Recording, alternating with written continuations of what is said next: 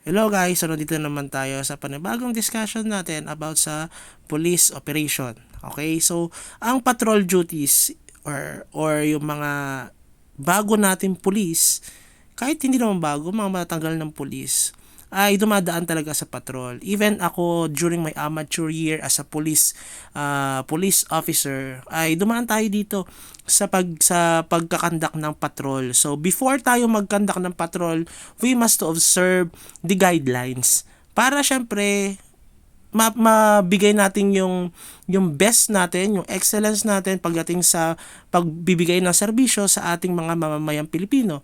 Okay? At the same time, syempre for our safety, because we observe the guidelines, syempre kapag hindi natin inobserve ito, there's a possibility na magkaroon tayo ng lapses and negligence. Okay?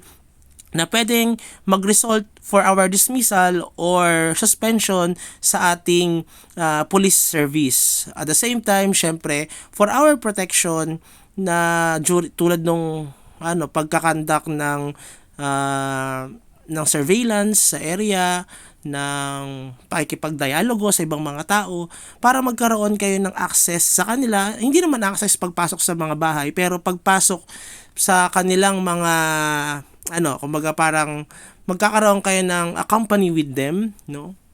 Ng connection sa kanila para maging ka-close nyo sila. Okay? Isa 'yun sa mga dapat na malaman ng isang mga pulis natin, lalo yung mga bagong pulis. So simulan natin dito, isasabi nilang conduct briefing before and the briefing after patrol operation. Actually, ganito lang yan, no? Pagka kayo ay nasa loob ng station, ng district or kahit saan pa man, ang mga pulis natin, before yan dinidispatch sa kanilang kanya-kanyang lugar, area of jurisdiction, ay ino-orient yung mga yan, especially yung mga bago doon, para alam nila na itong lugar na ito na madideploy kayo, there's a possibility na magkaroon ng encounter or mga prone dyan ng accident tulad ng vehicular accident or prone dyan ng nakawan kapag kagabi, para aware kayo na may mga ganong mga incident sa area nyo, lalo kapag kayo ay mga bago. So, ganun din, firearms check, kailangan natin i-check yan. Actually, dapat, sa akin kasi weekly ko chine-check nung dati. Weekly ko chine-check, nagpapaputok ako ng firearms ko, no, sa firing range. And also, chine-check ko rin yung mga bala ko kung hindi ba siya yung tinatawag nila na buntis na bala, kasi pwedeng mag-jam yon in case of emergency. Hindi mo masabi, baka pag nagkaroon ng encounter doon, biglang mag-jam yung baril mo at hindi mo alam siyang i-operate dahil nag-malfunction. Syempre, pwedeng maging cause yun ng buhay ng mga police officer natin. So, isa yan sa mga dapat na tinitingnan ng mga police natin.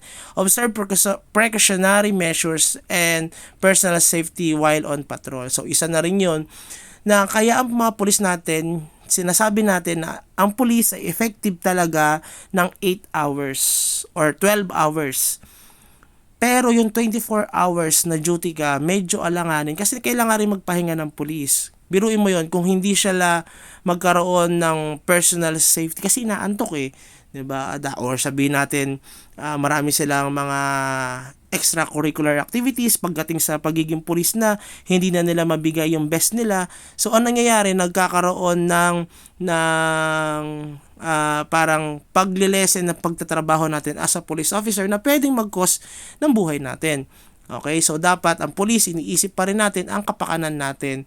Syempre nga, tayo ay naka-uniforme. Sure yan, pag nagkaroon ng incident, matik yan na ikaw ang uunahin, titirahin or bibirahin ng mga masamang loob. Kasi nga, threat ka sa kanila. Plan out the patrol routes based on the prevailing crime. So, yung routes natin, ibig sabihin lang nito, lalo kapag bago kayo sa area, may mga matataong lugar, may mga madidilim na lugar, mga delikadong lugar, yung mga iskinita. Kasi kailangan ma-familiarize nyo yan, guys. Kasi ako kapag lagi akong bago sa area, kasi pinapaikot kami, di ba? At malawak yung area namin. Ang ginagawa ko pag bago ako sa area, iniikutan ko talaga yan. Syempre, pag may mga tao pang sa paligid, syempre body system yan. Pag may mga tao pa, umiikot ako dyan. Umiikot kami. Hindi pwede na nakatunganga lang ako doon sa area na yon. na hindi ko alam kung ano or kung saan lulusot yung mga kriminal. Kasi there's a possibility na dead end na pala yung lugar or yung hinahabol mong tao, papunta na siya doon sa lugar na kuta nila. There's a possibility maambush ka, mamatay ka doon sa pagsiservisyo mo sa bayan. Bakit? Kasi hindi mo sinurveillance, no, inikot yung lugar na iyong pinagjojotihan. So, then also, as a police officer, we need to observe syempre yung defensive driving. 'Di ba? Meron tayong yung 5 minutes response. So, as a police, 'di ba? Yan yung sinasabi natin ni General Torre na kapag may nagkaroon ng tawag galing sa ating mga mamamayang Pilipino, in 5 minutes dapat nandun na tayo. But then we need to observe defensive driving. And also we need to follow the traffic rules and regulation, 'di ba? Kasi pulis nga tayo di ba? Kahit na may mga emergency yan, you need to also to follow. Unless kung super urgent yan, tulad ng mga police operation talaga na manhunt operation, syempre may mga instances na justified yung mga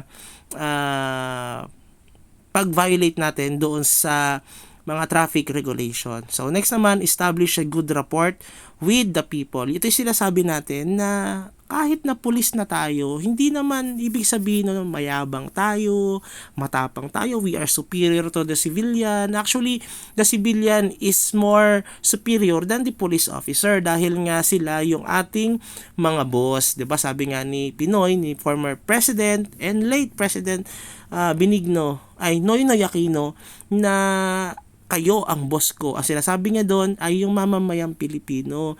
Marami kasing may thinking na sabi nila or naisip nila na dahil sila ay naka-uniform, they have an authority syempre sa pag-implement ng laws, but then they forgot na ang mga civilian, ang mga mamamayang Pilipino ang dapat na in-honor natin. Okay, sila talaga may authority unless otherwise they committed a crime. 'Di ba nga, kahit nga nakakommit sila ng crime, we need to observe their rights, 'di ba? Yung custodial rights and also yung kanilang Bill of Rights. So, yan yun, no? Kailangan nating magkaroon ng maayos na pakikitungo sa mga tao sa paligid natin. Patrol members must be always on the lookout. Okay, look out for indicators of the vices and other illegal activities on their beat. So, meaning to say, syempre, kailangan mo pa rin tumingin-tingin sa paligid kung may mga bagay na irregularities na nangyayari sa paligid mo. Syempre, kapag may mga ganong instances, you need to react as a police officer. Kaya nga tayo nag-aral ng batas, kaya nga natin inaaral yan, kasi nga kailangan natin siyang i-implement para malaman natin yung mga illegal na bagay na dapat na hindi ginagawa ng mga tao. So kapag may illegal silang nagagawa or activities dyan sa paligid, syempre you need to enforce the law. Next naman, patrol members must be knowledgeable of all condition, events, and details of places on their beat. Kasi kapag nandun kayo sa area nyo kasama sa public service sa operation natin na tinatakel is yung mga magtatanong sa atin, saan ba yung papunta dito, saan ba yung sakayan, di ba? So, as a police officer, ang tingin kasi nila sa atin, alam natin lahat. Pero hindi nila alam, bago lang din tayo sa lugar. Pero hindi kasi excuse yun, guys. No, kaya kailangan ma-reroute natin yung lugar para kahit papano magkaroon tayo ng idea kung saan ba yung mga sakayan. Kasi eventually kapag tumagal kayo dyan, malalaman nyo na kung saan ba yung mga lugar na ito, lalo kung nagtatanong-tanong din kayo at nakikipag-usap. 'Di ba? Kasi isa rin 'yun, guys, kaya kailangan niyo i-build yung report niyo kasi kung sakaling may insidente mangyari doon, alam nyo agad kung sino yung mga pwede nyo pagtanungan, pwede maging witness doon sa area. At the same time, safety nyo na rin dahil nga syempre, na bago kayo doon sa lugar, hindi nyo alam kung ano yung mga insidenteng nangyayari dyan. At least alam nyo kung ano yung mga binabantayan nyo at sino yung babantayan nyo. So, next naman tayo. Be observant of people, places, situation, or conditions and develop an inquisitive attitude, especially in the subject appears to be slightly out of the ordinary. So, ibig sabihin lang nito, guys, pakikipag-usap sa ibang tao, yung area, yung conditions natin, lalo kung ito ay na-assign kayo sa tondo, sa mga lugar na magugulo, kailangan nyo ng kakampi dyan, guys, at ang kakampi nyo yung mamamayang Pilipino. Pero syempre, hindi pa rin kayo dapat magtitiwala ng sobra, lalo na lang kung sila yung alam nyo na possible na gumagawa ng krimen, or sila yung mga durugista sa lugar, 'di ba? Kasi lalo nung ganito guys, no, kami nakapasok ko sa PNP at the age of 21 years of age. Batang-bata, 'di ba? So yung edad na 21 years of age, police officer ka, makikipag-usap ka sa mga tao doon sa area, i-deploy ka.